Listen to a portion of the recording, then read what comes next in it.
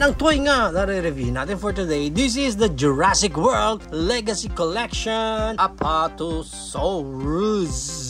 Pag binili natin siya, ganitong klaseng packaging, meron siya sa wrap, although second hand na itong nakuha ko isang collector lang din. Kaya medyo hindi na maganda yung box niya. As in, hindi na maganda. Sa likod, yan, may hati talaga siya dyan. And sa gilid, yan, and sa kabilang gilid, yan, andyan na yung manual niya and kung paano natin siya isa-set up mamaya. And on top, yan, hindi lang kasya sa camera natin. Sa kabila, yan naman siya. And pag na-unbox natin siya, ganito pa kagulo ang buhay nitong Apatosaurus na to. Naka-plastic pa naman siya. Yan, plastic na natin yun. And pag na-unsupot natin siya, gagawin natin tulad lang din ng ibang ginawa natin. Habang disassemble siya, check na natin yung mga details niya. Siyempre, mag-start tayo dito sa kanyang bone tooth. So, parang may mga stripes pa rin naman siya dito. Pero, hindi siya ganun kahalatang obvious. So, ilalim nga niya eh. Same lang nung color. Base lang din dito. And then, yung buntot niya dito, hindi siya rubber. Compared dun sa mga iba natin. Sa kanila, rubberish na yung dulo eh. Dito, plastic talaga. But you can see pa rin yung mga details nung skin niya dito. Ang ganda eh. Ang ganda pa rin talaga. Yun yung isang part niya. And susunod na part naman niya dito is yung kanyang head. Check muna natin yung details ng ang ganda nung head. Ganda nung eyes. Although hindi siya Hammond collection, pero makita niyo yung eyes niya, ayan oh, parang buhay na buhay din. Ganda. Oh, ganda nung eyes. Grabe. Tsaka yung skin niya, yung texture ng skin, ang ganda talaga. Huwag po yung details dito. Ayan oh, pati sa nose. Oh, ganda ng ulo. Ang ganda ng head sculpt nito. Ang ganda. Yan sa ilalim. Dito, may pagka-difference na yung color niya. Okay? Dito is medyo darker. Dito, mas lighter na yung sa ilalim. Pero ganun pa rin, may mga stripes pa rin naman siya dyan. Hindi siya gaano halata, pero meron. And sa loob ng bibig, check natin. Ang kulit na open ng mouth. Parang ano.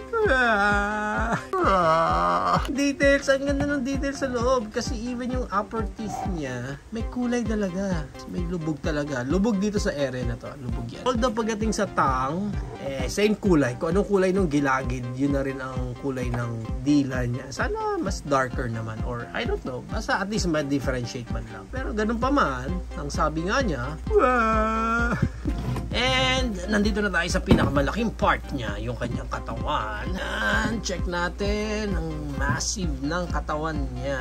So, ibig sabihin, tatlo lang yung connectors natin. Isa sa neck and isa sa tail. Yun lang. Okay, ito yung pinaka-details ng katawan. Ito ulit, mas brown na dito sa baba compared dito sa medyo greenish pa.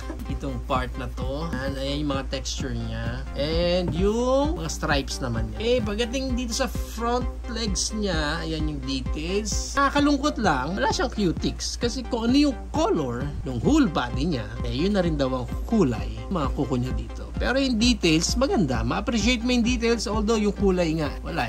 Even dito sa likod pa, same lang. Pero ang ganda ng details. Ang ganda yun. At least details. So, hindi siya yung parang isang bloke lang, tapos nilagyan lang naman ko. Okay na okay. Ito yung sa ilalim. May Jurassic pa dyan. Okay. Yan siya. Okay, so para pag-assemble natin sa kanya, obviously naman, dito yung paa niya nakaharap. So, dito dapat yung kanyang buntot. Susundan mo lang, syempre, stripes niya. Ito yung nasa ibabaw dapat. So, i-clip lang natin siya. Once you clip, yan na yun. Alright, ganda. Then, next, nakiklip natin. Dito na tayo sa head niya. Again, yung stripes niya, yun ang nasa ibabaw. Yun ang ilalagay natin dito. And, yan! Lakas ng clip! And, ito na ang ating Apatosaurus. Wow! Ganda niya. Ganda, ang ganda. Hindi ko alam kung bias lang ako dahil favorite dinosaurs ko itong mga long necks na ito. Bias talaga ako ngayon pagdating sa mga ganitong dinosaur. Check natin ngayon yung articulation niya since nabuo na natin siya. Start tayo dito sa kanyang head. Ito nga yung kanyang mouth na kaya niyang sabihin yung kanyang meh. And dito sa head niya, yan, naro-rotate ito, ganyan. Parang matigas Parang matigas itong part nung sa neck. Hindi yung iba na parang mabilis mo iikot eh. Dito parang there's something inside na parang nag-hold back. Parang may rubber nga na parang hindi siya basta-basta naiikot. Naro-rotate naman siya. Head niya, kaya pang may angat ng ganyan, baba ng ganyan. Konti. Okay, parang siyang head ng turtle pag ganyan. Pagdating dito sa neck niya, wala nang any articulation sa part na to. Pero pagdating dito sa connection niya, ay articulation siya na left, ganyan.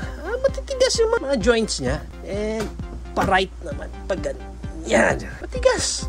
So, technically speaking, parang pag ganyan, yung articulation niya dyan. Pwede siya mag-left-right. Ang tigas. Bakit kaya ang tigas? Sa iba hindi ganyan eh. Pero dito parang ang hirap niya i-left and right. Ang malungkot na part dito sa neck part niya na to, walang any up and down man lang sa neck.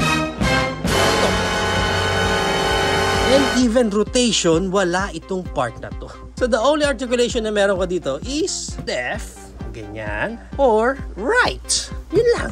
Moving down dito sa kanyang paa, sa front legs niya meron ganyan, 1, 2, 3. So may tatlong articulation dito sa paa niya. Dito sa paa niya, smooth kasi may snap. Pagdating dito sa back legs niya, meron siyang 1, 2, 3. Tatlo din yung kanyang articulation dito sa back legs niya. Pagdating dito sa tail niya, syempre meron siyang left and right ulit dyan sa part niyan. So pag tinignan mo sa taas, medyo hiwalay Parang medyo hiwalay itong part na to Factory defect kaya to?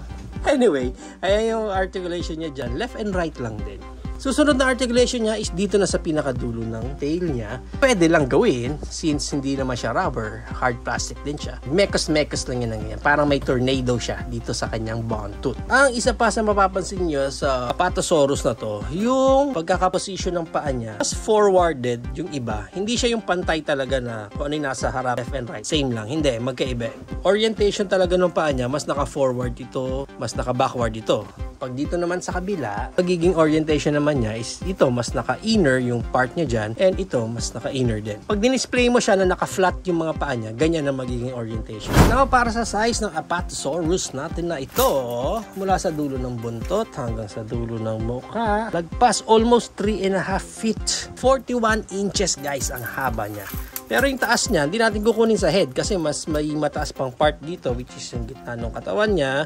Around 13 inches naman siya. Maganda niyan, i-compare pa natin siya sa iba pa natin Jurassic World or Jurassic Park na figures tulad ng ating Hammond Collection na Triceratops, Hammond Collection na T-Rex, Mosasaur, ating Hammond Collection Brachiosaurus. Pero kung titingnan nyo, yung pinaka-height nila, ayan, halos pantay lang sila ng haba ng Apatosaurus. Although, mas humpier si Brachiosaurus. And lastly, i-compare naman natin siya sa ating Dreadnoughtus. Hindi na rin siya kita sa ating camera, pero baba natin neck. Mataas naman si Apatosaurus, mas humpier siya compared kay Dreadnoughtus, pero obviously mas mahaba pa rin ang ating Dreadnoughtus. Ang hirap pag malalaki ang nire-review mo. Now, if you are planning to buy this, ang price range niya is around 4,000 pesos up to 7K. I'm not sure na kung hanggang saan yung price range niya kasi mostly wala na siya sa mga local toy store and commonly makakuha ka na lang din sa mga nagbitaw na toy collector. Tulad nito, nakuha ko siya sa isang collector lang. There you have it now guys. Ito na ang ating Jurassic World Legacy Collection Apatosaurus.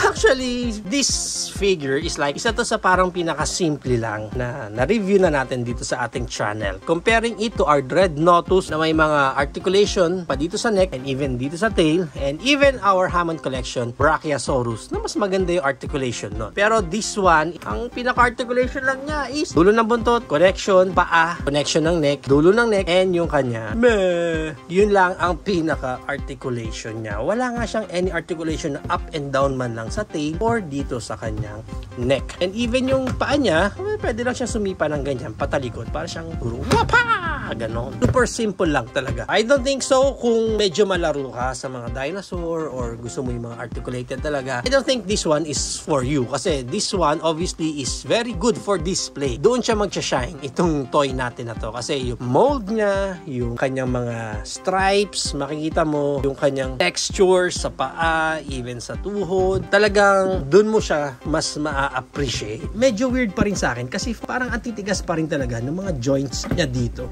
Ayan, lalo na dito sa part na to ng neck. Kailangan mo siya ng force. Kailangan may puwersa ka para ma-articulate mo yung part niyan. Although, isa sa pinakamagandang part, yung kanyang face sculpt. Nandito talaga yung beauty niya. Even pagdating sa mata niya, nakakaawa talaga yung mata. Especially pag binukas niya na yung kanyang bibig.